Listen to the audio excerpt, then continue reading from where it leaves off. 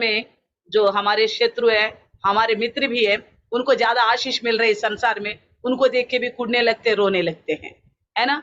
इस प्रकार कई तरह की रोना है इस संसार में, मगर परमेश्वर की इच्छा के अनुसार का दुख, यानी कि हम पिछले 3 या 4थी क्लास है शायद मेरे आपसे बात करना, तब से पवित्र आत्मा परमेश्वर हमसे बात कर रहे कि परमेश्वर की इच्छा के अनुसार दुख क्या है। इंसान पापी है, इस पापी को पवित्र बनाना परमेश्वर की इच्छा है। उसके लिए मसीह यीशु को हमने मांगा ही नहीं, तभी दे दिया। आज अभी वचन भी सुना हमने, तो उस यीशु मसीह का लहू, यीशु मसीह का बलि हमारे लिए तभी कामयाबी होगी आपके विषय में, मेरे विषय में, जब आप अपने पापों को लेके पश्चाताप करोगे। हाँ प्रभु मैं पापी हूं। तो क्यों ऐसा पश्चाताप करना है? अगर आप एक कहानी जो बाइबल में है इस विषय को लेके मैं आपको बताऊंगी, आप लिख लीजिएगा। न्यायों की पुस्तक में आप देखेंगे, न्यायों की पुस्तक 11 अध्याय 34 वचन। सारा पढ़ने के लिए हमारे पास टाइम नहीं है, इसलिए आपस में मैं बताती रहूंगी, आप कोटेशन लिख दीजिए। 11 अध्याय शुरू से देखेंगे तो वहां पे एक यिप्तह करके नाम का आदमी है। उस आदमी के पास इजराइल लोग आए थे, क्योंकि वो अम्मोनियों से युद्ध करके जीत नहीं पा रहे थे, इसलिए यिप्तह के पास आए लोग, इजराइल लोग आके बोलने लगा आप हमारे पक्ष में युद्ध लड़ो। तो उन्होंने कुछ शर्त रखा और युद्ध लड़ने के लिए जा रहा था। जाते वक्त यिप्तह ने प्रभु से प्रार्थना किया। ध्यान रखना क्यों इस विषय को बताती हूँ। प्रभु से प्रार्थना किया और कहा हे प्रभु मैं युद्ध में जा रहा हूँ, इतनी बड़ी लड़ाई है, आप मुझे जितवा देना। अगर आप मुझे जितवाएंगे तो मैं वापस लौटूंगा। जब मेरे घर से जो भी मेरे सबसे पहले मेरे सामने आएगा मैं उसको बलि दूंगा। क्या मन्नत मांगा यिप्तह ने? मैं जीत के जब आऊंगा मेरे सामने जो सबसे पहले, मान लीजिए राजा जीत के आ रहे तो शहरपना के लोग, वहां के राज रोडों में रहने वाले और राजभवन के लोग, कोई भी इंसान हो, जंतु जानवर, कोई भी भागते हुए उनके सामने आ सकता है, मगर उनमें से सबसे पहले जो मेरे सामने आएगा मैं उनको आपके लिए बलि दूंगा करके यिप्तह ने मन्नत मांग के युद्ध में गया। तो युद्ध जीत लिया। युद्ध जीत के आ रहे तो सभी लोग खुशी से भाग के जा रहे सामने, उनके राजा के सामने भेंट करने के लिए। तो यिप्तह का बेटी गई है। कौन गया? यिप्तह का बेटी गई। अब पढ़ लीजिए बाद में न्यायों की पुस्तक 11 अध्याय, आपको साफ साफ पता चला तो 34वें वचन से पढ़ लीजिए। यिप्तह का बेटी जाके खुशी से पिता के सामने करा तो पिता ने तुरंत एक लफ्ज बोला।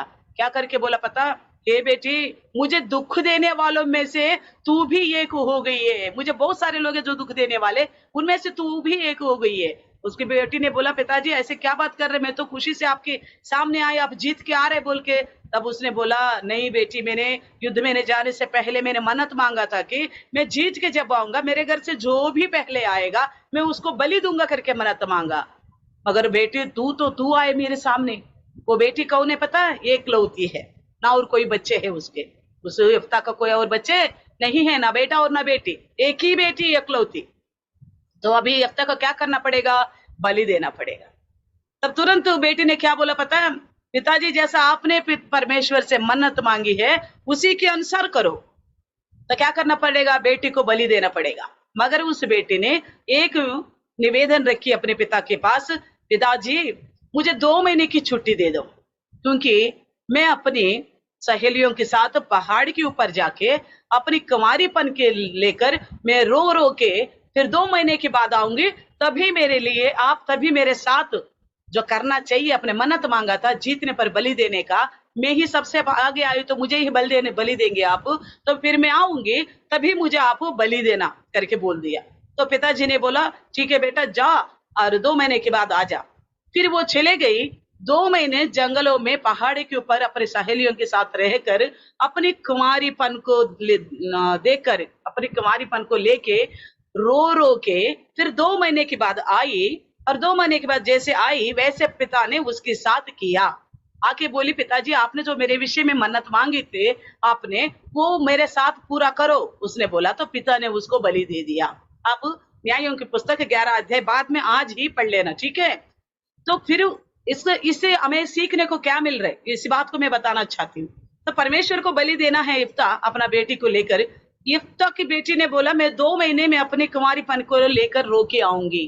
क्या इस बात को लेके रोने गई थी? अरे मेरी जिंदगी क्या है, कुंवारीपन में ही खत्म हो रही है क्या मेरी जिंदगी? मैं तो इस संसार का कुछ भी मोह माया को नहीं देखी, इतना अधमारा जिंदगी, बीच में ही मेरी जिंदगी खत्म हो रही है करके रोने के लिए गया। तो बाइबल ये बात बाइबल में नहीं लिखता। पवित्र आत्मा परमेश्वर वो क्यों गई है अपनी कुंवारीपन में, यानी कि अभी तक जो जिंदगी है अपनी कुंवारीपन में कोई भी गलत होना नहीं चाहिए, गलती नहीं होनी चाहिए कुंवारीपन की जिंदगी में। यानी कि कुंवारी यानी कि पवित्र कन्या, कन्या पवित्री होती है अगर उसके विचारों के द्वारा, सोचों के द्वारा, स्वभाव के द्वारा, कामकाजों के द्वारा, व्यवहार के द्वारा, बोलचाल के द्वारा, रवैया के द्वारा कहीं पे भी छोटी मोटी भी गलती हुई तो ये 2 महीने उस कुंवारीपन को बचाने के लिए, वो यानी कि पवित्रता को बचाने के लिए मैं रो के आऊंगी। सुनाई दे रही मेरी आवाज? ध्यान रख रहे हैं इस बात को। मैं रो के 2 महीने विलाप करके आऊंगी पिताजी करके बोली। तो पिताजी वैसी गई वैसी आ गए। इसको रोने की क्या अर्थ है बताइए? क्या जरूरी है उसका रोना अपने कुंवारीपन के लेकर? हाँ जरूरी है। पवित्र होने के लिए रोना जरूरी है। अपना आपको परख के जांचना जरूरी है। क्यों पता है?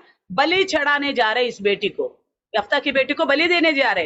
तो आप लोग देखिएगा व्यवस्था विवरण 17 अध्याय लिख लीजिए। व्यवस्था विवरण 17 अध्याय पहले वचन को देखेंगे। वहां पे परमेश्वर को बलि देने वाले, चाहे बकरी हो, भेड़ हो या मेमना हो, कुछ भी हो, पशु को बलि देने वाली उस वस्तु को, उस मेमने को, जंतु जानवर कोई भी हो, उसको वो कैसी होनी चाहिए?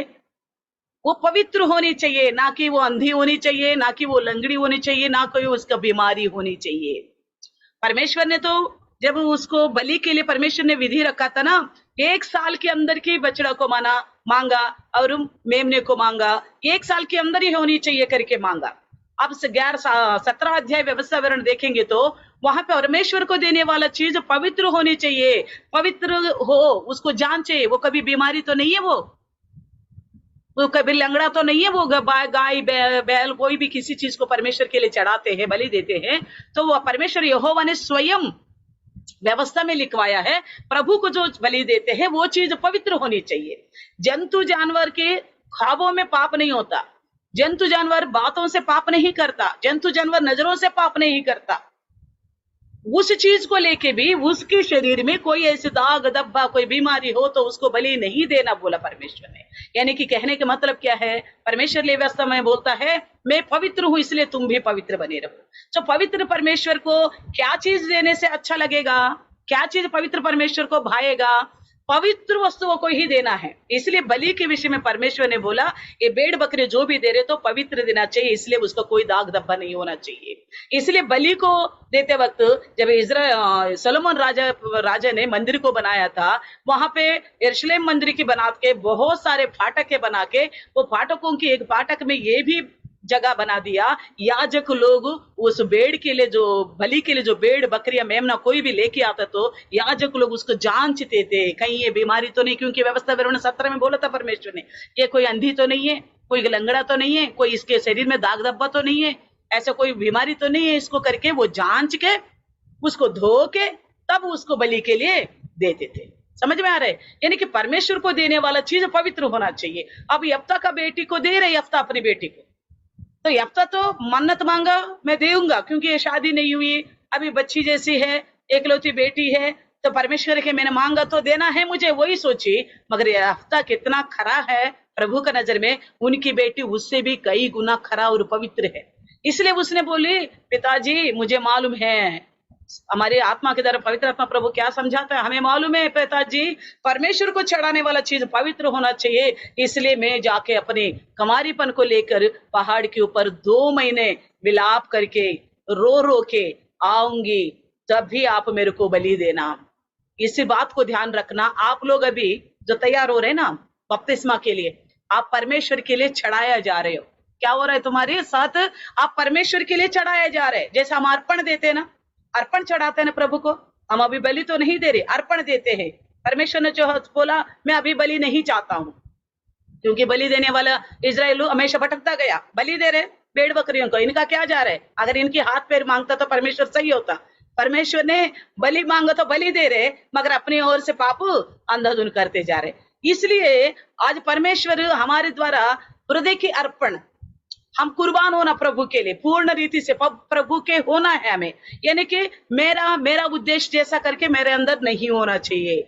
मैं प्रभु का आगे कुर्बान हो गए तो प्रभु जो बोलता है वो ही मुझे करना है। तो अभी परमेश्वर पवित्र है, अब पवित्र परमेश्वर को देने वाला चीज पवित्र होनी चाहिए। आप परमेश्वर के लिए कुर्बान हो रहे, अभी अर्पण हो रहे, अर्पण की रीति से आप चढ़ाए जा रहे, अपना आपको चढ़ाने जा रहे। प्रभु मैं आपकी हूं आज से। बपतिस्मा का लेने के मतलब क्या है? मैं संसार की रीति से नहीं चलूंगा। रोमियो की पत्री 6 अध्याय में लिखा है, बपतिस्मा लेने वाला पाप के विषय में मर चुका है। बपतिस्मा जो ले लिया वो पाप के विषय में क्या हुआ? उनकी मृत्यु हो गया। यानी कि जिंदा रहता तो पाप करते हैं ना हम। मान लीजिए मैं जिंदा हूं तो पाप कर सकती हूँ, अगर मैं मर गई तो पाप कर सकती हूँ? नहीं। इसका मतलब आप प्रभु में मरने जा रहे, यीशु मसीह में मरने जा रहे, तो मरा हुआ इंसान क्या पाप करेगा? नहीं करेगा। अब बपतिस्मा के लिए तैयार होने वाला, आप पाप के विषय में मर चुके हो, बाकी विषय में जिंदा हो। आप पवित्र जिंदगी जीने के लिए जिंदे हो, मगर पाप के विषय में मर चुका है। मरा हुआ इंसान जैसा पाप नहीं करता। प्रभु में जो बपतिस्मा लेने जा रहे, बपतिस्मा ले चुके हैं, वो भी पाप नहीं करेगा। इसलिए अब कभी भी कोई पाप का विचार ख्याल आता तो तुरंत ये समझो मैं पाप के विषय में मर चुका हूं। इसलिए कुंवारी लड़की ने भी अपनी कुंवारीपन को लेकर रोने गई, अपना आप को फरकने के लिए। क्यों? वो कि इंसान पैदाइशी पापी, हम सबको पता है पैदाइशी पापी है। जब तक वो अपने आप को फर्क के रोएगी नहीं, तब तक परमेश्वर का वो सही कुर्बान नहीं होगी।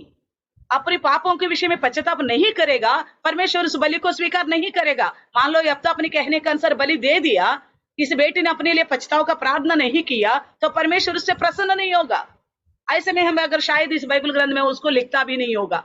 क्यों लिखा गया है कि पापों के विषय में पश्चाताप की आवश्यकता है, अपने आप को जांच के करने वाली प्रार्थना की आवश्यकता है। क्यों? इतने लोग देखिए, इससे पहले भी, आपसे पहले भी लोगों ने बपतिस्मा लिया। संसार में बहुत सारे लोग हैं जो बपतिस्मा लिया, लेने के बावजूद भी वो इंसान पाप क्यों कर रहे हैं? जो नहीं करना चाहिए वो क्यों कर रहे हैं? व्यभिचार कर रहे हैं, चोरी कर रहे हैं, दारू पी रहे, और निंदा करता है, गालियां बकता है, और बकबक करता है, बीड़ी सिगरेट पीता है। बहुत सारी जो गलत है वो सारे कुछ गलत कर रहे। क्यों? उसने बपतिस्मा पहले अपने लिए आंसू नहीं बहाए पापों के विषय में, अपने लिए उसने महसूस नहीं किया मैं पापी हूं, अपने आप को जांचा नहीं है, इसलिए वो विचार कर रहे, इसलिए चोरी कर रहे, इसलिए वो गलती करते जा रहे। इसलिए अपने आप के विषय में जांचने की आवश्यकता है। याजक ही तय करेगा वो पवित्र हुआ कि नहीं हुआ।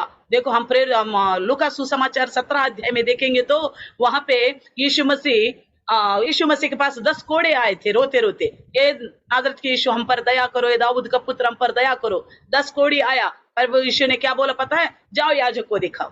उन्होंने तो चुंगा हो गए करके नहीं बोला, जाओ याजक को दिखाओ। यानी कि उनका विश्वास था, याजक के पास कौन जा सकता है? बीमारी कुष्ठ व्यक्ति नहीं जाएगा याजक के पास, क्योंकि याजक एक बार उसको फरका, याजक ने करार कर दिया ये कोड़ है, उसको गांव से बाहर कर दिया। गांव से बाहर करा हुआ इंसान को प्रभु यीशु बोलता है अब जा तू याजक के पास। तब उनको मालूम पड़ गया, उनको विश्वास हो गया, अब यीशु हमको याजक के पास दोबारा भेज रहे। तो जो चंगा होता ना वही जाता याजक के पास दोबारा। क्यों? पहले तो रोग का पुष्टि करने के लिए गया, ये रोगी है, बाद में क्यों जाएगा? मेरा कोड़ गया कि नहीं? याजक देखो जांचो, हाँ जांच लिया, हाँ तुम्हारा कोड़ गया। याजक बोलने से ही वो जांच में पास हो जाएगा, तभी वो गांव में घर में जा सकता है। इसी प्रकार याजक को रखा है परमेश्वर ने जांचने के लिए। क्यों? याजक हमको संदेश देता है। आज क्या है हमारे लिए याजक? वचन हमको संदेश दे रहे, तो अपना आप को जांचो, फर्को अपना आप को। इस पुत्री ने जैसी रोई है, पापों के विषय में पश्चाताप किया, क्योंकि वो और कोई गलत किया है कि नहीं किया, मगर पैदाइशी पापी होने की वजह से कभी झूठ बोली होगी, कभी लड़ाई की होगी, कभी चोरी की होगी, कभी ईर्ष्या किया होगा, कभी, है ना, कभी मन की मन किसी को देखे कुड़कुड़ करा होगा, मन ही मन में शरीर के तौर पे तो वहां पे लिखा है वो कुंवारी थी, उसकी मृत्यु यानी कि उसके साथ बलि होने के बाद उसके विषय में बाइबल में लिखा गया है, न्यायों उस 11 अध्याय में, वो कुमारी थी, वो पुरुष को कभी नहीं देखी, यानी कि शरीर से उसने पुरुष के साथ पाप नहीं किया। फिर उसके बावजूद भी क्यों कुमारीपन को देख के रोने के लिए गई थी? क्यों गए थे? मनुष्य के अंदर और भी कई तरह के पाप है, उस पाप को लेके भी पश्चाताप करना जरूरी है, इसलिए वो गई थी। क्यों? अब देखो दाऊद 51 भजन संगीता में बोलता है, हम दूसरे वचन में देखने से वहां से, मेरे पाप मेरे सामने हैं, मेरा अधर्म मेरे आंखों के सामने है। यानी कि आपके पाप आपके पास, आपको पता नहीं है, पता है ना, आपकी गलती आपको पता नहीं है, आपका कुकर्म आपको पता नहीं है। आप सोच रहे परमेश्वर को पता नहीं, या तो पासवान को पता नहीं, या मेरे घर के लोगों को पता नहीं, या तो दूसरों को पता नहीं, मगर आपके पाप आपको पता है ना, आप कितना बड़ा गुनाह में हो, पता है ना। वो कोरिन्थी पत्रिकों में भी लिखा, एक मनुष्य को उसकी आत्मा के बारे में सब कुछ पता है, वो सही आत्मा है, गलत आत्मा है, कैसा पाप का आत्मा है उसको पता है, मनुष्य आत्मा को मनुष्य को पता है अच्छी तरह। तो इसी प्रकार दाऊद अपनी 51 यानी कि 51 भजन संहिता दूसरे वचन से देखने से वो बोलता है, मेरे पाप मेरे आंखों के सामने हैं, मेरा कुकर्म मेरे सामने है। तो उस विषय में रो रो के प्रार्थना करता है दाऊद, मेरे पाप से मुझे बाहर निकालो। हे प्रभु, मैं पाप में ही पैदा हुआ हूं, इस वजह से मैं पाप कर रहा हूं। हम सब आदम के पाप की वजह से सब पाप में पैदा हुए हैं, हमारी गुनाह नहीं है। जो अभी तक बपतिस्मा के लेने से पहले तक जितने हमने गुनाह किया ना, हमारी गुनाह नहीं है वो। क्यों पता है? स्वाभाविक पैदाइश हम पापी है। तो पापी काम नहीं करेगा तो क्या काम करेगा? कुछ पुण्य का काम भी करेगा, मगर पाप का नस्ल जो है पाप कराता ही जाएगा हमारे अंदर। मगर मसीह यीशु के संदेश सुना हमने, पाप करने वाला मृत्यु के दंड की योग्य है, पाप करने वाला नरक में चला जाएगा। पाप से हमें छुड़ाने के लिए ही यीशु मसीह बलि हो गया पवित्र। देखो यीशु मसीह भी कैसा पैदा हुआ, कैसा पैदा हुआ? पुरुष से नहीं पैदा हुआ, इंसान से पैदा ना हुआ। हमने 2 दिन पहले भी सुना था ना, संडे को भी सुना था, परमेश्वर की आत्मा, पवित्र आत्मा उन पर उतरा, मरियम के ऊपर सर्वशक्तिमान का सामर्थ उनको छा लिया, तब जाके परमेश्वर की आत्मा के द्वारा ये मरियम के गर्भ में यीशु मसीह आया पवित्र। इसलिए उसको जन्म का पाप नहीं लगा यीशु मसीह में। हम लोगों को जन्म का पाप है, क्योंकि हमारा पापा मम्मी दादा दादी सब लोग आदम से करते वही पैदाइश होते आया, हम भी ऐसा आया, इसलिए हमारा गुनाह नहीं है। इसलिए हमें मुफ्त में, हमने जो गुनाह नहीं किया उसके लिए मुफ्त का इलाज हो गया। अभी तक हमने नहीं जाना यीशु को, अभी जान के प्रभु में पापी हूं करके बोला ना, हमारे पाप क्षमा हो जाएगा। मगर उस बोलने की तरीका केवल मुंह से बोलने की नहीं होना चाहिए, केवल कहने के अनुसार नहीं होना चाहिए, बोलने की तरीका होना चाहिए। जैसा 2 कोरिन्थी 7:10 परमेश्वर की इच्छा के अनुसार का दुख, 2 कोरिन्थी 7:10 परमेश्वर की इच्छा के अनुसार का दुख मन फिराव का अवसर लेके आता है, यानी कि पापों के विषय में पश्चाताप। पापों के विषय में पश्चाताप। कई सारे लोग ना, बपतिस्मा तो है, बपतिस्मा ले लिया तो ये काम हो जाएगा करके सोचते हैं। क्या तुमने अपने पाप को छोड़ा? जो गलती कर रही है तुमने उसको छोड़ दिया? तुम किस पाप में जी रहे थे उस पाप को छोड़ दिया? क्या आपको नहीं पता आप जो कर रहे हैं आप गलत है करके? नहीं मालूम? दाऊद बोल रहे ना, मेरे पाप मेरे सामने हैं, महसूस किया है। आप क्यों नहीं बोल रहे? फिर आप क्यों नहीं महसूस कर रहे? आप क्यों नहीं छोड़ रहे पाप? बहुत से लोग पाप नहीं छोड़ते, जाके बपतिस्मा लेके आते हैं। बहुत से लोग पाप नहीं छोड़ते हैं, बपतिस्मा ले लिए तो स्वर्ग जाएंगे छोड़ के करके सोचते हैं। क्या प्रभु धोखा खाने वाला है? गलती पत्रिका में लिखा है, धोखा मत खाना, परमेश्वर धोखा नहीं खाएगा। तुम धोखा मत खाना, परमेश्वर धोखा खाता करके, परमेश्वर धोखा नहीं खाएगा। वो सर्वांतर्यामी, सब हृदय को जानता है। तुमने गलत किया तो गलत है। देखो परमेश्वर ने 10 आज्ञाएं दी हैं, 9 आज्ञाएं बराबर है 1 से लेकर 9 तक। क्या करके? मैं तेरे परमेश्वर यहोवा हूं, और मूर्ति का पूजा मत करना, विश्राम दिन को पवित्र मानना, और माता पिता का आदर करना, और कहता है हत्या ना करना, व्यभिचार ना करना, चोरी ना करना। ये सब कुछ बोल बोल बोल बोल के आखिरी आज्ञा देता है, लालच मत करना। लालच मत मतलब क्या है? चोरी मत करो बोला, वो लालच है कि नहीं? यानी कि वो चीज मेरा नहीं है, मैं उसका अपनाना चाहता हूं। जो चीज हमारी नहीं है उस पर हमारे अधिकार जमाना पाप है। हमारा परमेश्वर हमें है, हमारे लिए परमेश्वर है सारा सृष्टि के लिए। परमेश्वर को छोड़कर किसी और चीज को भगवान करके मानना पाप है। मान लो हम तो उस पाप से तो बाहर आ गया, मगर इतने में हमारे सारे गुनाह माफ नहीं होंगे। हमारे जो हमारा नहीं है, हमारा ना वो, इसीलिए बोला 10वीं आज्ञा पढ़ लीजिएगा आप, निर्गमन की पुस्तक 20वें अध्याय में आप 10वीं आज्ञा पढ़ेंगे, शायद 18-19 में मिलेगा आपको। वहां पे 10वीं आज्ञा में बोला, ना किसी की पत्नी, ना किसी का पति, ना किसी का बैल, ना किसी का गाय, ना किसी का कोई वस्तु जो हम तुम्हारी नहीं है, वो तुम्हारी नहीं है, उसको तुमने नहीं अपनाना। ये लालच है, ये लालच पाप है, इससे बाहर आना है, नहीं आते। फिर भी सोचते बपतिस्मा लेने से स्वर्ग चले जाएंगे। बपतिस्मा लेने से स्वर्ग चले जाएंगे। लोग अपने पापों को लेके पश्चाताप करना है, पश्चाताप करना ही नहीं, उस पाप को छोड़ के आओ। वचन बोलता है उस पाप को छोड़ के आओ। जिस पाप से वहां से तो सामरिया स्त्री को देखो, वो पापनी है, वो सामरिया स्त्री पापी है ना। पापिनी के पास जाके यीशु मसीह ने संदेश सुनाया, तो उसने क्या किया, अपने पाप को वहीं छोड़ के गांव में जाके बोला, मैंने जो पाप किया ना मुझे बताया उन्होंने, और मैंने जो पाप किया मेरे पापों को लेके मुझे बताया, वो जानता तक भी नहीं है, फिर भी मेरे पापों को लेके बताया, मैंने ग्रहण कर लिया, मैं पापी हूँ। तो आज मैं यीशु मसीह का संदेश आपको सुनाती हूँ। वो यीशु मसीह हमारे पापों के लिए हमें प्रायश्चित देने वाला, हमारे पापों को भी, हमारे अच्छे कामों को भी, सब कुछ जानने वाला यीशु है। उस पर भरोसा करो करके लेके आगे गांव पूरे लोगों को। अगर वो पाप में रहते हुए मसीह के बारे में बताते, कोई सुनता, अरे चलना तो कल तक व्यभिचार किया, इतनी आदमियों को रखा, किसी के पति को रखी, किसी की पत्नी को रखी, किसी की बेटी को तुमने रखा, तू शादीशुदा होके इतना कुछ हमको समझाएगा। अगर ऐसा बोलेगा, अगर उसने पाप नहीं छोड़ा, तो अगर उसने पाप छोड़ के उसने रोया होगा गांव में जाके, मैंने पाप किया, आपको पता मैं कैसी पापी नहीं हूं, मेरे पास यीशु मसीह के पवित्र होने का संदेश दिया, मैंने अपना पापों को छोड़ दिया, देखो आओ उस यीशु से मिलो। क्या है आपके पास ऐसा हिम्मत? पाप को छोड़ दिया करके गवाही बता सकते हो आप कौन से पाप में थे, उस पाप को मैंने छोड़ दिया बोल सकते हो? मैं झूठ छोड़ दिया बोल सकते हो? व्यभिचार छोड़ दिया बोल सकते हो? लड़ाई झगड़ा छोड़ दिया बोल सकते हो? गाली बकना छोड़ दिया बोल सकते हो? चोरी करना छोड़ दिया बोल सकते हो? दूसरों को परेशान करना छोड़ दिया बोल सकते हो? जब तक आप नहीं बोलोगे, जब तक आप उस स्थिति से बाहर नहीं आओगे, आपके बपतिस्मा नहीं ठहरेगा। इसलिए लोग धोखा में रहते हैं, बपतिस्मा सोचते हैं ले लिया तो हो जाएगा। मान लो हमने प्रार्थना कर लिया, प्रभु सुन लिया, तो हाँ मेरा बड़ा भक्त हूँ, मेरा प्रार्थना सुन लिया तो मैं बपतिस्मा ले सकता हूँ। प्रार्थना प्रभु हर एक का सुनेगा, क्योंकि इस कम से कम इस जवाब के द्वारा प्रार्थना परमेश्वर जवाब देने की वजह से तुम्हारे अंदर डर पैदा होगा।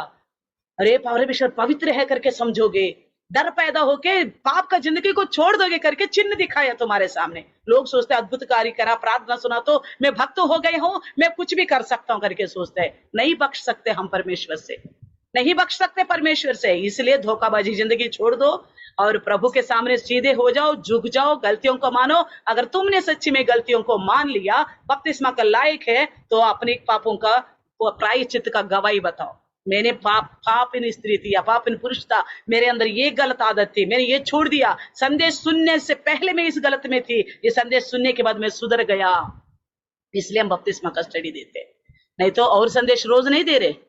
रोज हम वचन सुन रहे ना, बपतिस्मा से अलग संदेश क्यों है? लोग धोखा में रहता है, परमेश्वर महान है करके सोचता है, प्रार्थना मांगने से देता है करके यकीन करता है, हाँ यीशु मसीह को मेरे लिए दे दिया करके सोचता है, बस इतना ही है। पापों के विषय में पश्चाताप, पाप को छोड़ना, ये नहीं मानते, इस बात को नहीं स्वीकारते, सोचते ही मगर बपतिस्मा लिया। आप लोग बाद में पढ़ लीजिए रोमा पत्र के 6 अध्याय, फिर एक दिन अगले बार इसी का स्टडी हम सुनेंगे। 6 अध्याय में कहता है पापों के विषय में तुम मर चुके हो, अगर बपतिस्मा लिया तो पाप कैसा करोगे? फिर तुम मरा हुआ इंसान पाप करेगा? पापों के विषय में तुम मर गए तो कैसे पाप कर सकते हो? नहीं कर रहे तो गलत गवाही बताओ, मैंने फलाना पाप को छोड़ दे, शर्माना नहीं।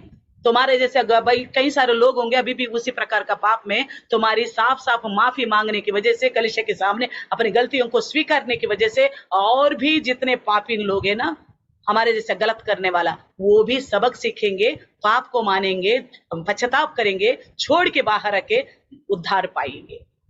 इसलिए हमें एक दूसरे की गवाही बनना है।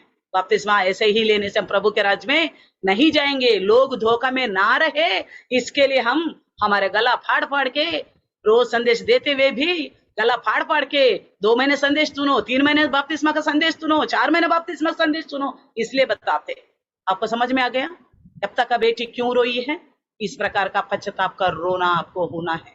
पापों के विषय में पश्चाताप, मैं कौन सा पाप कर करके मेरे से मत बोलना ना किसी और से। दाऊद बोलता है मेरे पाप मेरे सामने पढ़ो, 51 भजन संहिता लिख लिया आपने पहले भी। 51 भजन संहिता में दूसरे वचन तीसरे वचन बोलता है मेरे पाप मेरे सामने है, दाऊद बोलता है। यानी कि उसको खुद को पता चल रहा है, क्योंकि वो परमेश्वर से डरता है ना, उसको लगा मेरे पाप मेरे सामने, मैं कैसे बच सकता हूँ, मैं पापी नहीं हूं करके कैसे बोल सकता हूँ। इसलिए आइए, इसलिए परमेश्वर का इच्छा का अनुसार का दुख का बड़ा जरूरी है। हमें मन फिराओ, पापों की क्षमा के लिए पश्चाताप करना बड़ा जरूरी है, माफी मांगना जरूरी है, माफी मांग के उस पाप को छोड़ना जरूरी है। बाइबल में लिखा है अतिक्रम को मान लो, ढक के मत रखना, पाप को मानो, उसको ढक के मत रखना, कोई ना देख रहे करके, नहीं देखे करके उसके ऊपर कुछ डाल के ढक के मत रखना, पाप को मानो और उस पाप को छोड़ के भी आ जाओ करके बोला। जो पाप को छोड़िएगा ना वो ही प्रभु के राज्य में आशीर्वाद पाएगा, इस धरती में भी उन्नति होगा, पाप को छोड़ के जो जाएगा इंसान। ठीक है, इसलिए आइए छोटा सा प्रार्थना करेंगे। जीवित खुदावन प्रभु जी, धन्यवाद परमेश्वर आज के सुंदर संदेश के लिए प्रभु। हाँ प्रभु जी, आपने यीशु मसीह को हमारे लिए मुफ्त में तो दे दिया प्रभु जी। हम मसीह का जिंदगी को बड़ा इच्छा रखते हैं, बहुत लाइक करते हैं प्रभु जी, हमें बहुत सम्मान भी मिलता है हम मसीह में हो करके बोलने से, मैं बपतिस्मा ले लिया करके बोलने से लोगों के सामने घमंड भी होता है हमें, हम बड़ा भक्त समझते हैं प्रभु जी। मगर ऐसा धोखा में ना रहे करके प्रभु, जो बपतिस्मा हम ले रहे वो ढंग का बपतिस्मा हो, सच्ची में आज अगर बपतिस्मा ले भी लिया या बपतिस्मा से पहले आज का संदेश के द्वारा पापों का पश्चाताप करके रोएंगे, पाप को छोड़ के बाहर आके आपके समूह को मानेगा प्रभु, उस इंसान अगर बपतिस्मा से पहले मर भी जाएगा आपके राज्य में रहेगा प्रभु जी, जो निश्चय आपके राज्य में रहेगा, क्योंकि प्रभु उसने अपने पापों को मान लिया है, उस मान के छोड़ के बाहर आ गए प्रभु जी। उसके लिए प्रभु हमें तो सहूलियत दिया, मोहरत दिया प्रभु, समय दिया है प्रभु जी, पश्चाताप करने का मौका दिया है प्रभु जी। इस मौका को हर एक इस्तेमाल करने पाए प्रभु जी। जितने लाइव में आ रहे प्रभु जिन सबको वचन के द्वारा मसा करना परमेश्वर, आपकी इच्छा कर दुख को महसूस करे, वो पापों के विषय में पश्चाताप करना जरूरी है। जैसे दाऊद बोलता है मेरे पाप मेरे सामने है, मेरा अतिक्रम मेरे सामने है करके बोलता है प्रभु जी, मैं पाप में पैदा हूं इसलिए पाप कर रहा हूं प्रभु जी। अभी तक का पाप के लिए प्रभु आप मेरे लिए क्रूस में बलि हो गए, धन्यवाद प्रभु जी। आइंदा पाप नहीं करने के लिए प्रभु हमें हर दिन संदेश सुनने के लिए मिल रहे, उसमें हर दिन लगातार आएंगे प्रभु। पूरा कलिसिया और खास करके जो बपतिस्मा ले रहे प्रभु, ये लोग रोज वचन से जुड़े रहना प्रभु जी, भूखा प्यासा होना आपका सम्मुख आने के लिए प्रभु। जितनों ने सुना उन सबके ऊपर ये आत्मा के वचन प्रभु उनको ऊपर ऐसा दबाव डाले प्रभु जी, पाप को छोड़ के बाहर आने के लिए। आज से कल का सवेरा उनके लिए एक नया सवेरा होने पाए परमेश्वर, पाप से परे सवेरा होने पाए परमेश्वर। धन्यवाद करते हुए छोटी सी प्रार्थना यीशु के नाम से मांगते हैं, आमीन।